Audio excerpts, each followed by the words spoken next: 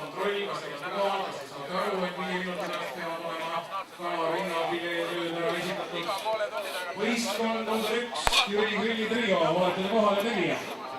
Kala rinnafilee lõikamine karpidesse käib, ei ole seda aega lõikida ega ootada, jaotada ja niisama ühte jüürida. Võistkond number 3, otse Virumaalt, tuntud tegijad, tublid rõõmsad tüdrukud, kes lõpusid ära pingi ja kelle mehed ei teagi. Olete kohal. Väga tublid, te olete seda head harjutanud. Võistkond number 4, otse Saaremaalt ja Leisikann. Mis kell me peame minema muusse? Pool 7 hakkab minema. 7 peate seal olema. Pool 7 minema. Nii. Läheb sisse. Nii korras. See on meil hakkamas.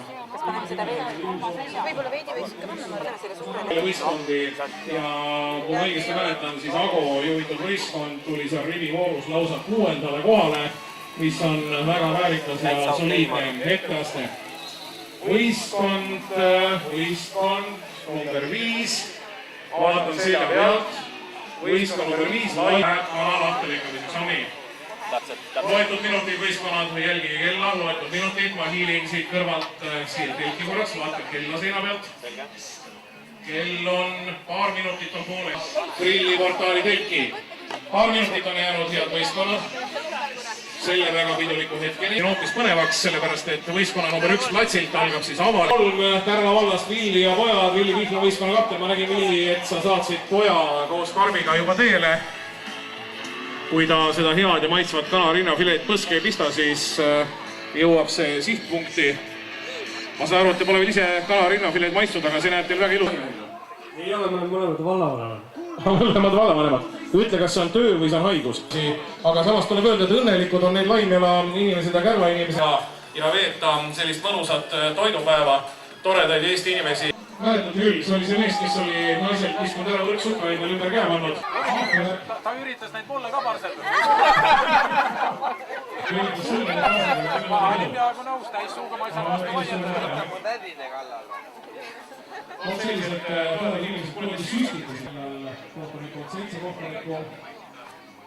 Saabuvad võistkonna number 1 platsi peale ja alustatakse fantaasiavoolu tööde ja avaliku hindamist 7. See on selle väga pika nimega võistkond. Ma isegi enam ei hakka küsima, mis see võistkondi kallis. Rein ütles, et mul õige kord tema enam ei viitsi öelda. Mis selle võistkond ei kuku. Ütleb Rein, meil on täna nimepäev ja ma tulen hommikul siia, siis Rein on juba pudel avavat meest on juba lava peal tühi, aga ma ütlen, nimepäev ei ole iga päev. Ja on ka põhjust väikest veinikest võtta, väga heas seltskonnas mõni klaas head veini. Reino kuldselt sõnad kõik, mis sai peale tüüa. Need on palju lõbusad inimesi ja see oli võistkond number 7. Kohe saab grillitud saia. Kirjuta juurde ka, et muu... Siia tuleb palju asju juurde veel. Ja ta võtab koostise välja kohe. Koostist me ei avalda. Segad. See on niisugune täis üle põdeline koha, eks ole, korralik kulumit mingi juurde lakega. No nii. Ja ütle, mis on eelmise munavõistluse viskamise rekord? Kui ise olete spordiklubi, 8 meetrit on mitteametlik maailma rekord. Siis on jälle 2 võistlenud vaja. Nii see saab olema, nii et head inimesed, tulge see spordiklubi telki ja pange ennast kirja ärge häbenega. Kaotada pole mitte midagi, on elu. Sa oled valmistanud? Täna mõtlesin, mis me teeme ja siis tuli jälle meelde see kurikuulus Grillfesti koduleht ja Fantaasia-roa moto. Kas keegi teab, mis see oli? Grillis võib kõike. Midagi on seal veel? Seal üks pilt on. Täpselt. Peripeen on seal sinna. Grillin grille ja ma räägin teile kokanduse 3 suurest evolutsiooni arengust.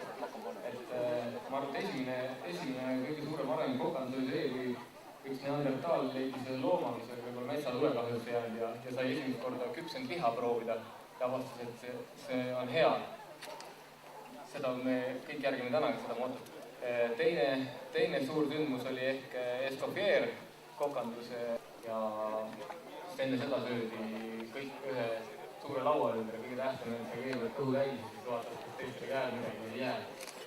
kolmas. DNA täiesti läksid kokku ja mõned ei sobinud. Maailma kõige mitte sobivam toidukooslus on see, kui te närite toorest basiilikut ja joote musta kohvi peale. Usku, see on rõve. Ja teate, mis on maailma kõige paremini istuv toidukooslus? Julgeb keegi pakkuda? Ma tahan kõigepealt küsida, või rääkida, et meil on üks teine osa selles magustoidus. See on rusikad. Ja nüüd sa saad küsida oma traditsioonilise küsimuse, mis osa sellest on teil. Küsima, pakkuge välja, mis on. Mis teil põleb siin? Sama suured. Äkki võtaks vaana pealt ära. No nagu te isegi head inimesed näete, siis tegemist on täiesti rahvaliku ja lihtsa grillisuistlusega.